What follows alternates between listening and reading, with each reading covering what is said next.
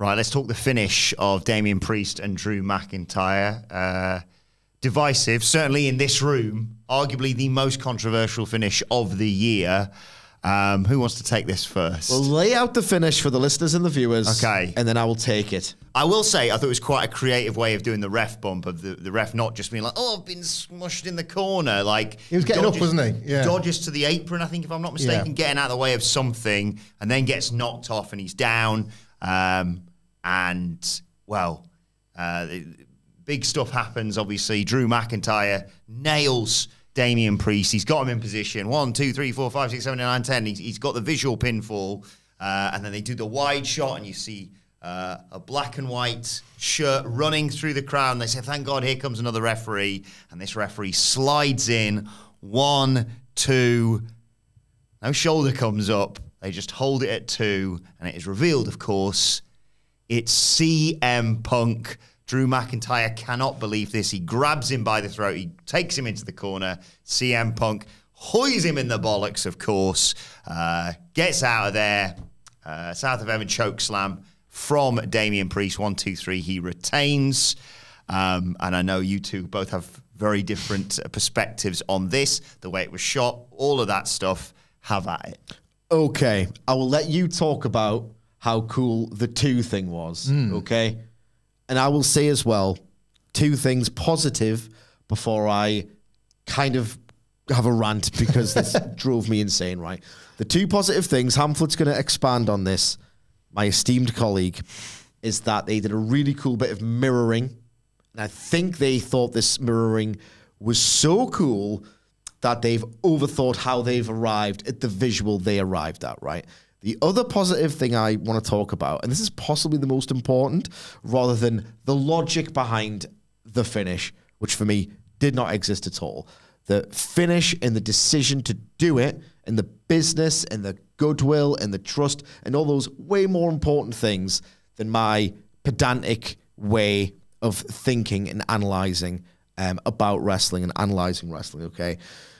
WWE's formula these days, from Clash at the Castle, Elimination Chamber 2023, WrestleMania 39, the idea of people trying to will into existence. WWE've botched it again. They've told their audience to piss off. Like, I find that weird because WWE wins now, and to be completely frank, I'm shocked that WWE, and specifically with the way he books Paul Levesque, has got it in him to be this daring and bold. I think the idea, as evidenced by Clash at the Castle 2022, Drew McIntyre is all the way over now. He's at his hottest, he's most interesting. He's in a better position now in terms of the interest he can generate. Certainly how he's parlayed that into his financial situation. Way more interesting than he was in 2020. And I would argue if the fans were in the buildings, it would still be better now, right? He's just a better character doing more important stuff that will linger in the memory. This will linger so much more in the memory than that good program with Randy Orton in 2020. Yes. You know what I mean? Sami Zayn, obviously, you could have made the argument that I could have went with him. They just happened to have Cody, so why wouldn't you? But, you know, they took care of him, the narrative afterwards. He gets his redemption at WrestleMania 39. Yep. And then he's consistently featured, and then he has one of the best moments of WrestleMania 40, and now he's in the key program on Monday Night Raw. He wasn't buried. Nope. They didn't ruin anything, and he'll sell out the next time they go to Montreal. You get this because you watch, by the way. Yeah. There's a bunch of people that aren't watching that still do not see it. Yeah. It's because they want it. They've earned let it play out. Because that's the thing. That's a succinct way of putting it. They have earned let it play out, and people who are desperately trying to project an old reaction onto the new WWE are just, I don't say they're operating in bad faith. I just think that they don't watch it to get that. That's every single time they've done one of these, you've botched it again. Thought with Vince gone, it would be different.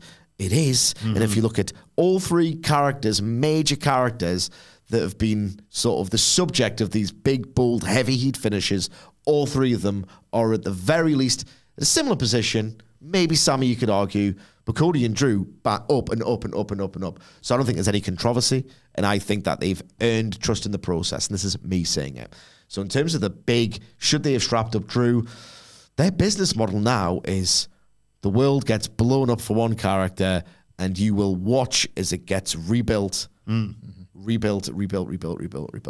Now on to the logic. Oh my God, this is dismal stuff. So I'm watching this and I'm thinking, it's a weird way to do it, but go off. And then WWE.com posts a video. So they thought they were so clever with this. Here's how it happened. We've got to figure out.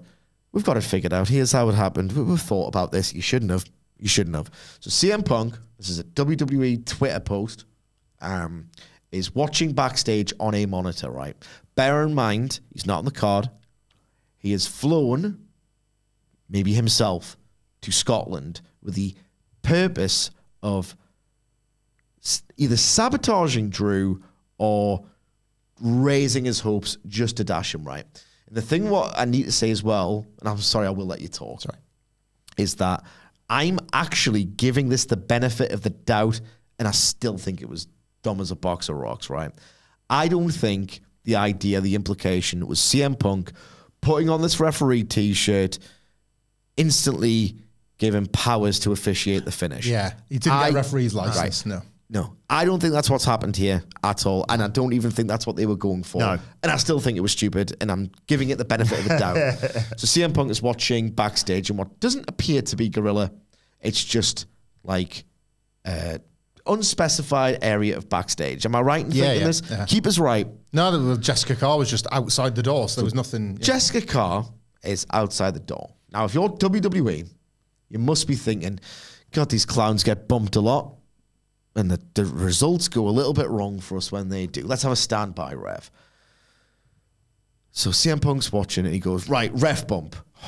Bloody glad that happened and this didn't go to a clean result. Otherwise, I've just flown myself over a great expense for no reason whatsoever. So it's already really contrived.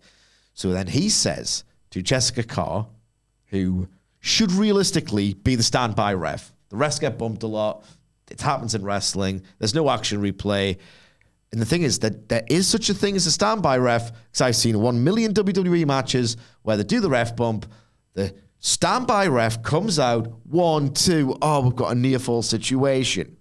So I know standby refs exist. I know in the logical world of WWE, which apparently is cinema, levels, storytelling, cooking, goated, all of these words. It's funny how cinema, when something well-received happens, right? And I tweeted this, I'll say it again. Cinema, when something like this happens, when there's something you can just pick apart and it makes no sense. I thought that deep wrestling stupid. Oh, really? Because I thought it was cinema. I hate that. I honestly thought it was cinema. Like, what, a month ago it was cinema, 2 months ago it was cinema, but now it ain't that deep, and now, whatever, right? Really annoys me. Those are losers. Anyway, so Jessica Carr. So CM Punk has gone, right, DiCaprio, Once Upon a Time in Hollywood, ref bump, right? And then he goes, right, how can I take advantage of this situation? I need a ref shirt. Right? Why does he need a ref shirt? Right? Why does he need a ref shirt to begin with? Then Jessica Carr goes, no. Oh, there's a spare one lying around. I will just have that from the merch box or whatever. They shouldn't have done this. If they'd just not done it, it might have been fine. I mean, they can do anything. That's the thing with WWE, so none of this matters.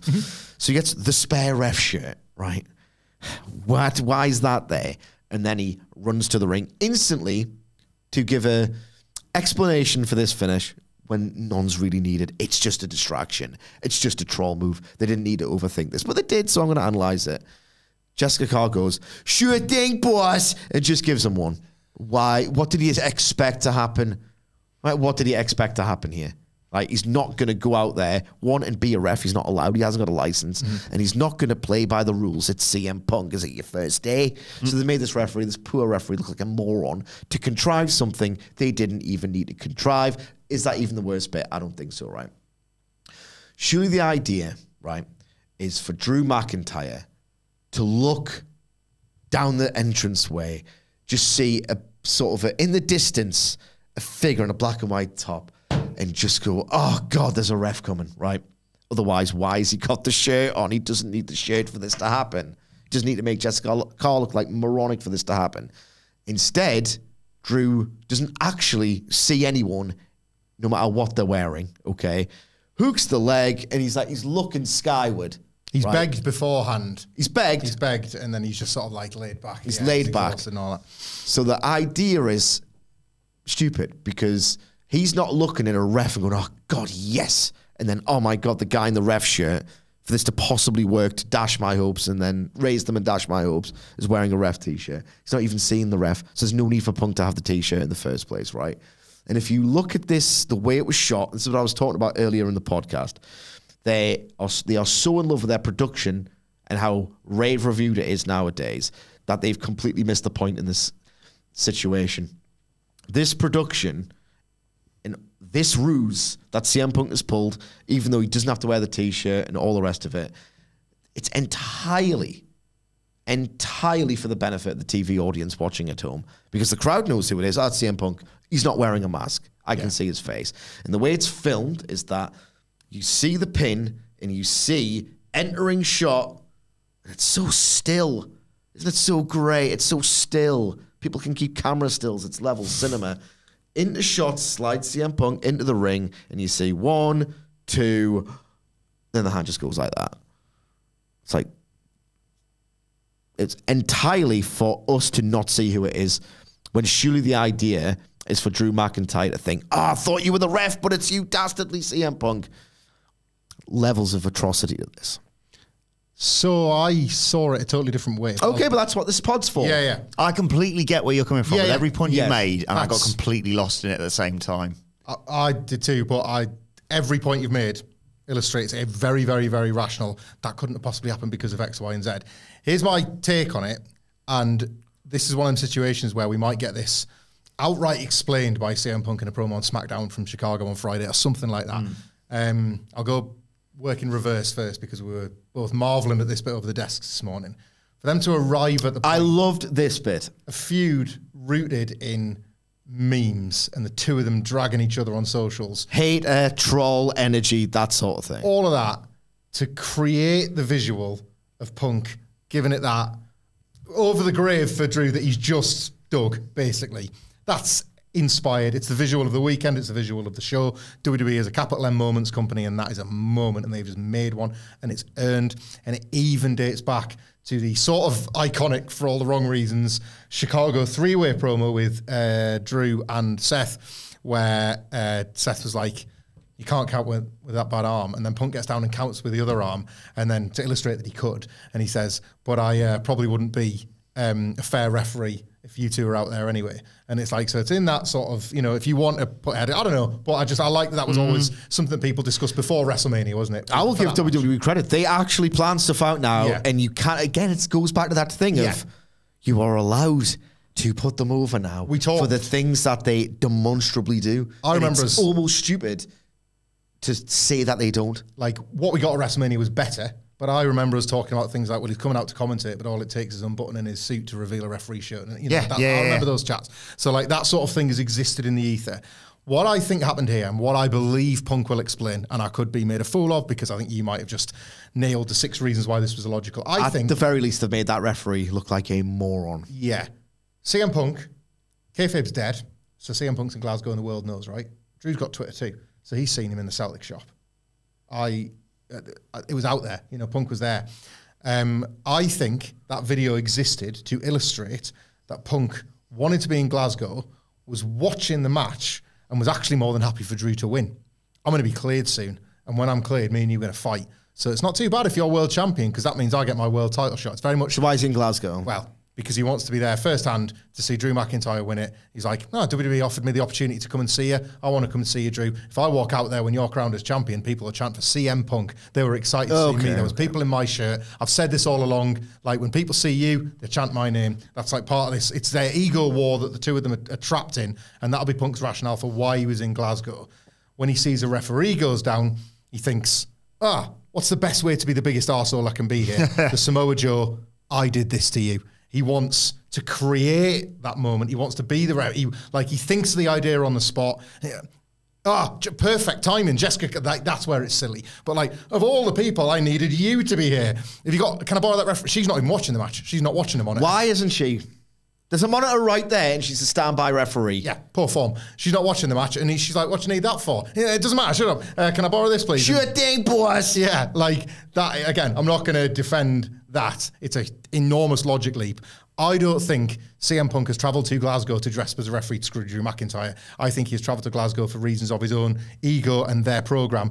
It's that cage match we love. Austin trying to get Bray the belt, so their match becomes for the title at WrestleMania. That whole thing. He wants Drew to win. He's like, Drew, you loser. Could have been us for the title. Like, that sort of thing. And it's like, well, it's going to go down this way. I'm going to do this to you. Like, I'm going to make your life a living hell with this, and it's all going to be about me. And it's like, that's a very CM Punk choice. Not a plan, but a choice. Like, he was just doing what he always does, turns up backstage in cycling attire watching a wrestling match. You know, like, his Under Armour, because it looks ridiculous, yeah. But that's how I believe they will illustrate the thought process of CM Punk, I think. There's still at least one objectively stupid thing about it. Yeah. You know what? It's just an interference spot, man. They just, maybe I'm overthinking it. Maybe I'm the SummerSlam finish irrationally annoyed. The SummerSlam finish was better. You could have just, in the crowd, dressed up, the Scottish flag paint, basically substituting for the Sting mask spot or the Jericho luchador mask spot.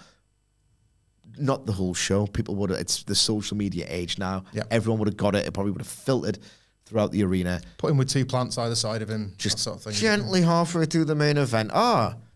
There's a guy and he's made his way to the front row. Was he there? And by the time you ask the question, he's already hit him with the Glasgow Kiss. And then you could have marketed that as the Glasgow Kiss heard around the world. That's nice. Yeah. That'd have been so much simpler than this. There was a lot into it, and again, I could just be made a fool out of it. Like, It's just they're thinking they're too clever. You kind of think you're too clever. I was pretty gripped by it nonetheless, I must say. I was like, I don't think so. Class. It's like, did it get the heat you expected, or do you think people were just so dumbfounded? Again? You've done this to me again? And this gets... You do the accent all the time, Paul. This gets us round to the last point I want to make on this finish, and the multiple reasons, I guess, why it was divisive. I'm Dr. Fed. I was letting it play out when the company didn't deserve let it play out privileges, right? This is still a gamble, this one, I think. Even in 2024, even in a WWE that I have really enjoyed for two Clash is the moment, isn't it? Like, you could say SummerSlam, but realistically, Clash 2022 felt like the moment, right? This is actually going to go in a different direction now. It's just... This one was a gamble. Like, Drew McIntyre, not for the story of Drew and Punk, which is going to be great. Not for Priest and Gunther, which is probably the match to strap Gunther up. Not for a bunch of different long-term stories that have been well told and the strands that they will splinter off into. For Drew, it's wrestling's weird. You'll be fine. This is a great decision, I think, book and wise. I hope so. It's fake. It's predetermined. It's all about, theoretically, telling the stories to help characters move on to the next step. And yet, Joker is still a tag that you get given in wrestling. Lex Luger got it, and bookers make that decision, not the rest of them. So I was like, I wonder if it was a real fight. Like, I don't think they're there. No. But it wasn't not a gamble. I think the gamble, all of them have been gambles. I'm honestly surprised. I'm chuffed that he did it. Me and you were having a fight over Cody Rhodes for 12 months. Do you know what I mean? Like that. I never... Who won that? Oh, yeah. You did. First try. And never for 1 second. Second try, technically. Yeah. The thing with Cody not winning then was like, but I was the one saying it was okay for Sammy to lose, and now everybody's losing. What? Yeah. This one feels like a safer one, but I still think it's a bit of a gamble. Won multiple world titles already, yeah. I really get a kick out watching Drew McIntyre eating, and I've learned that now because it's happened twice in a big way, and he's very good at selling it. Really convincing at having the worst night of his life. Going back, God, it's such narratively great on this podcast to the very start, right? It's a nice little loop to close it on, okay? Basically, that means you don't have to talk, otherwise it won't work. Is that Paul Levesque, and we talked about this with we need to do some repetitive B show slop to make SummerSlam feel as big as it possibly could, and to preserve the milestones of the WWE calendar, so that goes big, huge thing, some middling TV, big, huge thing. Like, it has to be boring with no off-season, right? Okay. Paul Levesque, who books like this, and booked like this in NXT as well, has understood one crucial thing about pro wrestling. It needs to be boring at certain points. You cannot do big matches all the time. You cannot sign everyone. Tony Khan, God damn it. He knows more than anyone else And you went 25 minutes in those endless WrestleMania. WrestleMania needs to be boring. Interminable main events. I'll do it. I'll jump on that one for you guys. He knows more than anyone that if you go long, people will probably stay with you. I mean, people stayed in 2003, so that's when he learned his lesson. He's thinking, this is a medium that never ends. I need to take the piss with their investment, and I'll trust them to come back. Otherwise, I'll give myself nothing to do. In a year's time, bookmark this. They'll do Clash. It'll be funny. They might do it in England because they've done Wales, they've done Scotland. They could do Clash at the Newcastle. Do it at the arena. Very nice. And we'll Very go. nice. Okay, it's close enough to Scotland, right? And then Drew will win third time. And what that'll do is that the WWE fans who insist that it is levels, storytelling, cinema, will say, see, it's the formula. It's not risk now, and it's not. You've got to give the payoffs. You do have to give them. Don't you? That's the point. He's like just bought with WrestleMania 40. Yeah. Another 18 months of this. Yeah. And as long as the rewards are forthcoming enough, people will remain content. Like Drew and Punk, when it happens, is a reward, isn't it? And Drew's eventual. This is the thing. Like Drew and Chad and these big decisions, they could WWE. They shouldn't get back to the title now. They should suffer the consequences of these defeats. Gunther's getting the shot at SummerSlam, so the best Drew can hope for is that he gets a Money in the Bank title match. He shouldn't, and he probably won't. Probably get high in the ladder match. Gets in the money, yeah. Like, but I love that as and well. he can easily have not winning, it not affect the character Loads. at all. Like, again, these are good examples of the wins and losses mattering and sending people elsewhere on the cards. And it's really important for the architecture of the cards. This result, right? This result actually makes Drew McIntyre's character better. Yeah, it gets the most out of the character. This is me saying it. I was right all along. I lost, but the point is, the real quiz is that I was correct about Punk and about everyone's qualities he brings to the character will be magnified and made better. He gets way more to juice up the Punk stuff. In a year's time, bookmark this, it'll be perfect.